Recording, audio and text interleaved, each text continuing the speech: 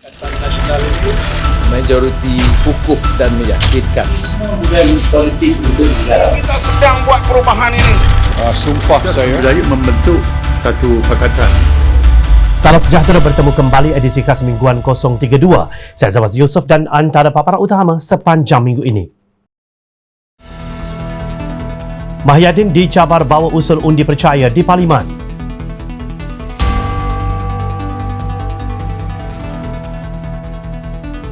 Pecah amanah Syed Saddiq mengaku tidak bersalah.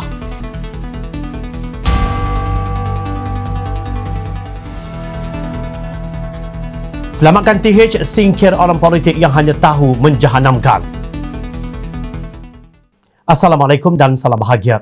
Tun Dr. Mahathir Mohamad memaklumkan ahli parlimen dari Parti Pejuang Tanah Air Pejuang belum memutuskan akan hadir atau sebaliknya pada mesyuarat khas penggal ketiga parlimen yang dijadualkan bermula 26 Julai ini. Pengerusi pejuang itu mendakwa sidang khas itu bukan persidangan parlimen sebenar, namun hanya majlis taklimat jika tiada sesi pembentangan usul dan perbahasan dibenarkan. Katanya beliau dan 3 ahli parlimen dari Pejuang mungkin hanya akan hadir sekiranya sesi perbahasan dan pembentangan usul dibenarkan. Sebelum ini, Yang di-Pertua Dewan Rakyat Dato' Azhar Azizan Harun memaklumkan pemberitahuan mesyuarat khas dikeluarkan kepada semua ahli Dewan Rakyat dengan persidangan berlangsung selama 5 hari bermula 26 Julai hingga 2 Ogos depan. Sementara itu, Parti Pejuang Tanah Air Pejuang mendesak supaya kerajaan menilai semula lantikan politik dalam semua syarikat berkaitan kerajaan GLC termasuk Lembaga Tabung Haji.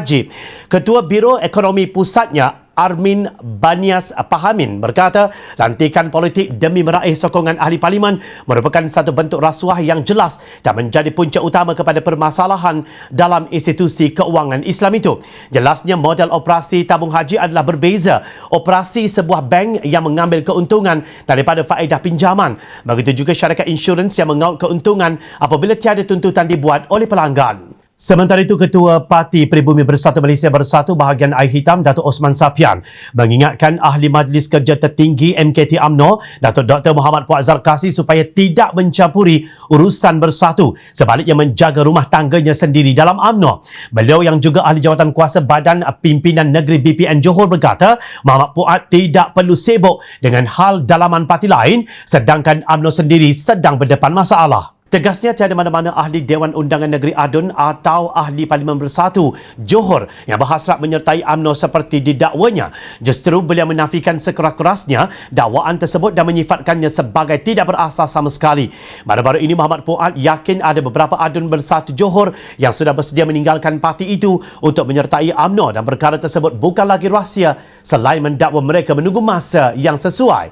Muhammad Puak juga mencabar 4 Adun Bersatu Johor yang sebelum ini mengancam akan menarik sokongan terhadap Kerajaan Perikatan Nasional PN Johor untuk berbuat demikian. Kesemua 8 pakej rangsangan ekonomi berjumlah RM530 bilion yang ditawarkan Kerajaan Perikatan Nasional PN dianggap telah gagal membantu industri pelancongan yang kerugian RM100 bilion tahun lalu dan kemungkinan mencatat kerugian besar tahun ini.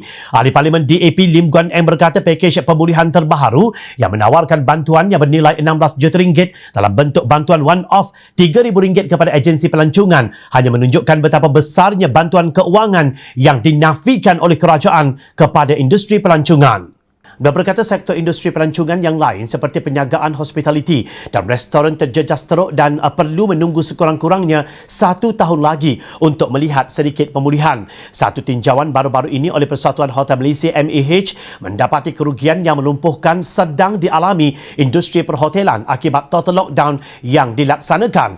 63% pekerja hotel dilaporkan sedang bercuti tanpa gaji, manakala 120 daripada 320 hotel yang ditinjau telah ditutup dengan kadar penghunian purata kurang daripada 20%. Sementara itu, Guan Eng berkata sekiranya Perdana Menteri Tan Sri Mahyadin Yassin ketandusan idea untuk membantu industri pelancongan, sekurang-kurangnya apa yang dapat dilakukan beliau ialah menggandakan program subsidi gaji untuk semua pekerja industri pelancongan. Selain itu, kerajaan perlu menawarkan moratorium pinjaman bank tanpa faedah, subsidi sewa dan geran perniagaan. Dalam pada itu, Menteri Keuangan Senator Tengku Datuk Seri Zafrul Tengku Abdul Aziz berpeluang cerah untuk memenangi kerusi Parlimen Lembah Pantai pada pilihan raya umum ke-15 sekiranya bertanding sebagai calon UMNO. Bekas Menteri Wilayah Persekutuan Dato' Raja Nongcik Raja Zainal Abidin berkata, jentera UMNO di kawasan Lembah Pantai amat kuat berbanding sekiranya Tengku Zafrul bertanding atas tiket Perikatan Nasional PN. Katanya Tengku Zafrul perlu mengharapkan jentera PAS kerana jentera PN dan Parti Peribumi Bersatu Malaysia sangat terhad. Baru ditubuhkan 2-3 tahun ini, katanya ketika dihubungi pihak media beberapa hari lalu. Beliau berkata demikian mengulas mengenai desas-desus Tengku Zafrul bakal bertanding di Lembah Pantai. Raja Nongcik menambah walaupun Tengku Zafrul bukan ahli parti, UMNO akan menyokong menteri itu sekiranya beliau bertanding atas tiket UMNO.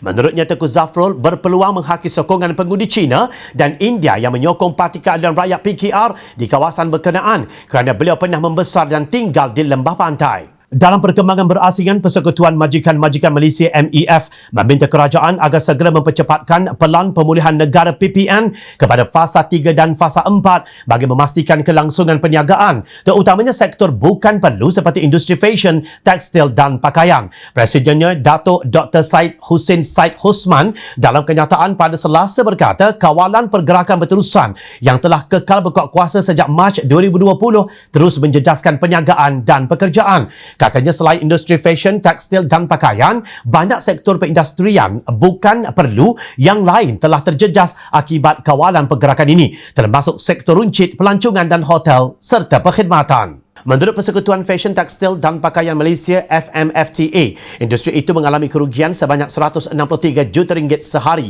Syed Hussein berkata industri tekstil dan pakaian menyumbang nilai ekspor yang bernilai 27 bilion ringgit pada tahun 2019 dan 21 bilion ringgit pada tahun 2020. Namun 15% syarikat dalam sektor ini telah menutup operasi pada tahun lalu. Katanya lebih 30% lagi kini diambang kejatuhan apabila kekurangan aliran tunai dan masa depan yang tidak menentu. Rantaian bekalan industri fashion, tekstil dan pakaian menggajikan kira-kira 500,000 pekerja dan pandangan bahawa kesemua 500,000 pekerja ini mempunyai risiko kehilangan pekerjaan kerana kawalan pergerakan yang berpanjangan adalah sesuatu yang membimbangkan, katanya.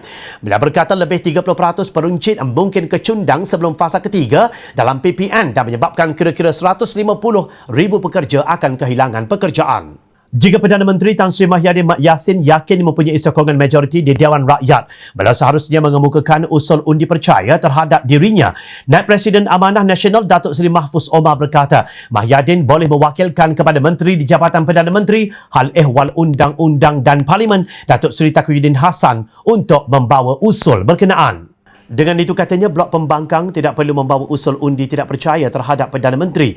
Katanya sekiranya Mahyadin tidak mampu membawa usul percaya di Parlimen, ini bermakna beliau sendiri tidak percaya yang beliau mempunyai kepercayaan ahli-ahli Parlimen dalam menyokong beliau untuk terus melayakkan dan mengekalkan diri sebagai seorang Perdana Menteri. Dalam satu kenyataan, tambah ahli Parlimen pokok sena itu lagi, inilah sejarah politik negara kita yang mempunyai seorang Perdana Menteri yang percaya bahawa dia tidak ada kepercayaan daripada ahli-ahli Parlimen. Sementara itu, Setiausaha Agung UMNO Datuk Seri Ahmad Maslan menyifatkan sidang Dewan Rakyat yang akan bermula pada Isnin ini sebagai satu kepasuan politik apabila tiada sebarang usul akan dibentangkan sekaligus sukar untuk menentukan Kerajaan Perikatan Nasional memperoleh majoriti atau sebaliknya. Beliau berkata langkah menghalang ahli Parlimen mengemukakan usul itu menyebabkan sebarang pengundian tidak akan dilakukan termasuk terhadap Perdana Menteri Tan Sri Mahyadin Yassin. Justru beliau melihat semacam wujud kepasuan politik dari segi kedudukan terhadap Mahyadin Yassin kerana tiada proses pengundian. Justru beliau menggesa agar 222 ahli Parlimen daripada pembangkang dan kerajaan dibenarkan mengikuti sesi persidangan kali ini bagi membolehkan perbincangan berhubung COVID-19 dilakukan lebih baik seterusnya mencapai matlamat. Timbalan Yang di-Pertua Dewan Rakyat Datuk Muhammad Rashid Hasnun dilaporkan berkata jawatan kuasa Dewan Rakyat akan mencadangkan sidang Dewan Rakyat yang bermula 26 Julai ini dihadkan kepada hanya 80 ahli Parlimen dalam satu sesi persidangan secara bersemuka manakala bakinya menyertai secara maya.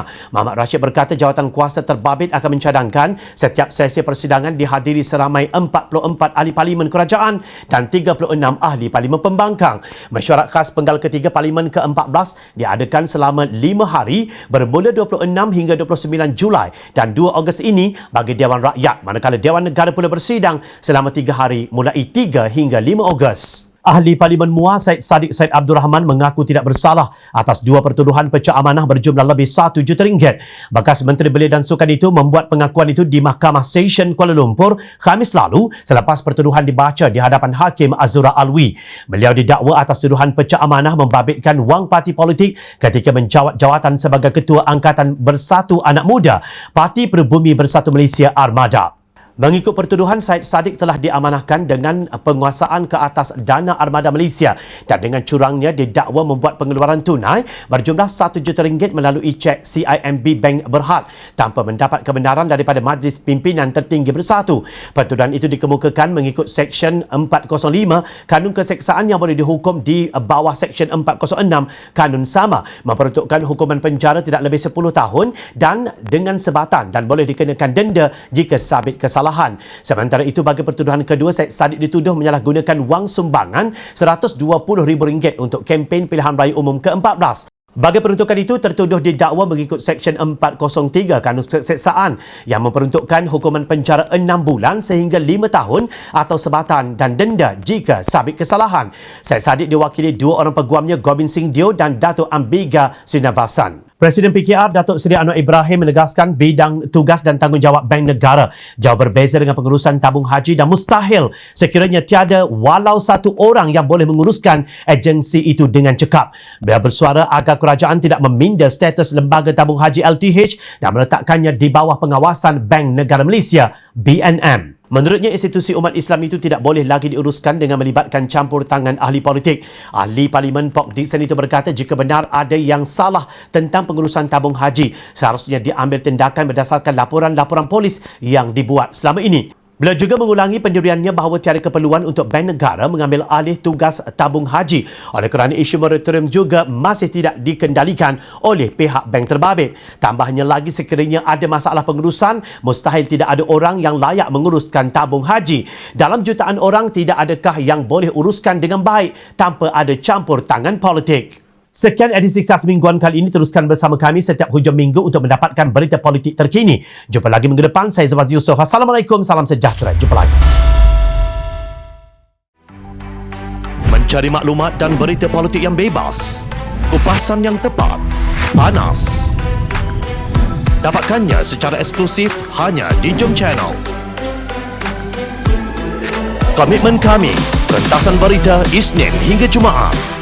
Berbicara dan isu semasa, kami garapkan secara langsung.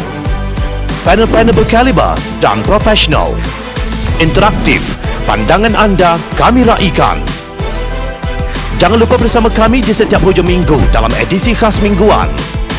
Jom Channel, moving forward, sharing a new experience.